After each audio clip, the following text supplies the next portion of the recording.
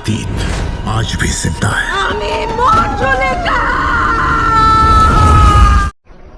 बंद करो हाथ जोड़ के मैं। ओके तो दोस्तों, बॉलीवुड ने दिवाली का फुल तैयारी कर लिया है क्योंकि कार्तिक आर्यन की भूल भुलैया 3 का ट्रेलर आ चुका है। स्टार्टिंग कार्तिक आर्यन, तृप्ति डिमरी, विद्या बालन, माधुरी दीक्षित, राजपाल यादव और क्या संजय मिश्रा और विजय राज। ओ भाई साहब, इतना बड़ा स्टार कास्ट। वैसे हो भी क्यों ना, ये टक्कर किससे ले रहे हैं वो भी तो देखना होगा ना। भूल Bhulaiyaa 3 versus Singham again. Literally ये इस दिवाली का एक सिनेमैटिक राइवलरी होने वाला है। एनीवेज, हम अपने एक्साइटमेंट को थोड़ा सा कंट्रोल में रखते हैं और भूल भुलैया 3 के ट्रेलर में डुबकी लगाते हैं। सबसे पहली बात, इस मूवी के डायरेक्टर हैं अनीस बासमी, जिन्होंने इससे पहले वेलकम, नो एंट्री और वेलकम बैक जैसे क्लासिक कॉमेडी मूवीज बनाया हुआ है। बट ऑनेस्टली मुझे पर्सनली भूल भुलैया 2 एक्सट्रीम लेवल पे उतना पसंद तो नहीं आया था, क्योंकि कार्तिक आर्यन भाई साहब अपने लाइफ में 10 भूल भुलैया भी बना ले, हमारे अक्षय पाजी का भूल भुलैया मेरे लिए कल्ट क्लासिक है। पर डेफिनेटली मैं इग्नोर नहीं करूंगा, भूल भुलैया 2 ने मुझे एक मजा तो डिलीवर किया था। और बाकी आप सबको पता ही है कि मार्केट के अंदर कार्तिक आर्यन की भूल भुलैया 2 मूवी का इतना इज्जत क्यों है।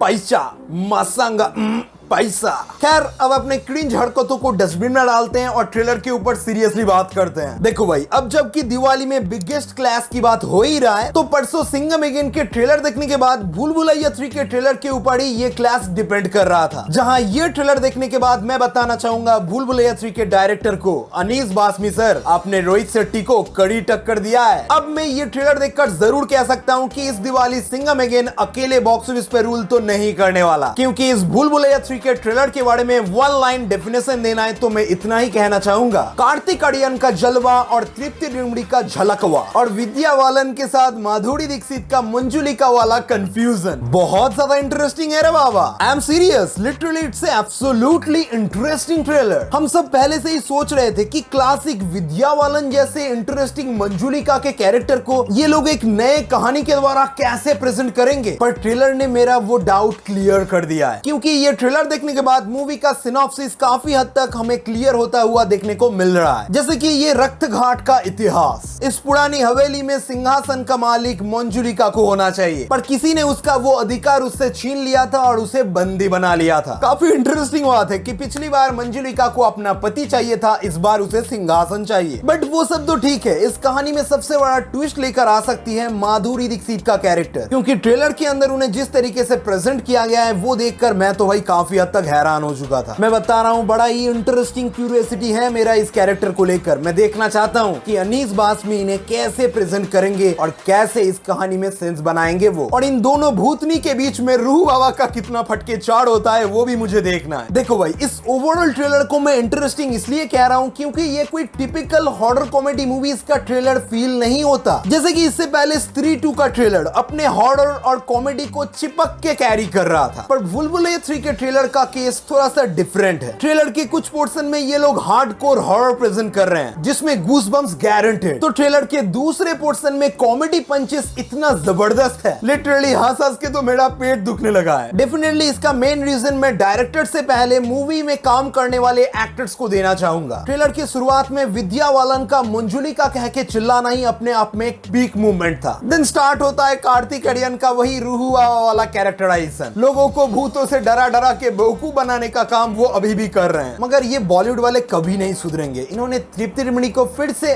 ऑब्जेक्टिफिकेशन के तौर पे दिखाया थोड़ा बहुत। मैं ज्यादा कुछ नहीं कहना चाहता इसके बारे में, पर हम जितना सोच रहे थे कि मूवी में तृप्ति डिमरी को कुछ अलग तरीके से प्रेजेंट किया जाएगा, जैसे कि पिछली मूवी में कियारा आडवाणी को किया गया था, मुझे लगता है वैसा कुछ अब की बार नहीं होने वाला, क्योंकि इन्होंने अपना सारा फोकस विद्या बालन और माधुरी दीक्षित के ऊपर छोड़ दिया है। खैर, ट्रेलर से कुछ ऐसे कॉमेडी सीन्स जो मेरे लिए एक्चुअली बहुत ज्यादा वर्क किया। पहले तो मरी हुई लड़की का फोटो देखकर कार्तिक का वाव कहना, देन व्हील चेयर में बैठा राजकुमार का अंगड़क्षक, देन संजय मिश्रा का वो राजकुमार का पाव भी नहीं है, एंड फाइनली ये नेटफ्लिक्स किसने चालू कर दिया बे यार। ये नेटफ्लिक्स वाले तो आजकल फिल्मों में भी खुद को प्रमोट कर रहे हैं। एनीवेज, विकी विद्या का वो वाला वीडियो और कार्तिक आर्यन का भूल भुलैया 3 देखने के बाद मुझे पता चल चुका है कि इस न्यू जनरेशन का 2 अक्षय पाजी हमें मिल चुका है। नंबर 1 कार्तिक आर्यन, नंबर 2 राजकुमार राव। मैं बता रहा हूँ, ये दोनों फ्यूचर में जाके कॉमेडी मूवीज में मचाएंगे। वैसे इस ट्रेलर के एक शॉट में क्या आपने नोटिस किया विद्या बालन और माधुरी दीक्षित दोनों ही आमी जे के तोमार सॉन्ग में डांस कर रही थी, मगर उस सीन में अरिजीत सिंह का एक आवाज मैंने मिस किया, है ना अरिजीत सिंह इस मूवी में भी आमी जे के तोमार। ओके, तो ओवरऑल इस बार लगता है कि इन्होंने मूवी का स्केल काफी हाई रखा है, स्पेशली इन दोनों मंजुलिका को कास्ट करने का आइडिया काफी सही था एंड आई होप कि मूवी का कहानी भी काफी सही होने वाला है। Let's see Singham again versus भूल भुलैया 3। देखते हैं कि इस दिवाली कौन डोमिनेट करेगा बॉलीवुड सिनेमा पे। मैं हाइप हो चुका हूँ, मुझे ये पिक्चर अभी दिखा दोगे तो मैं अभी देखने के लिए तैयार हूँ। बाकी आपके जितने सारे थॉट्स हैं इस ट्रेलर को लेकर वो आप कमेंट में जरूर बताना। मैं मिलता हूँ नेक्स्ट वीडियो में, लाइक कर देना, बाय। कि हम दोनों में से मंजुलिका कौन है।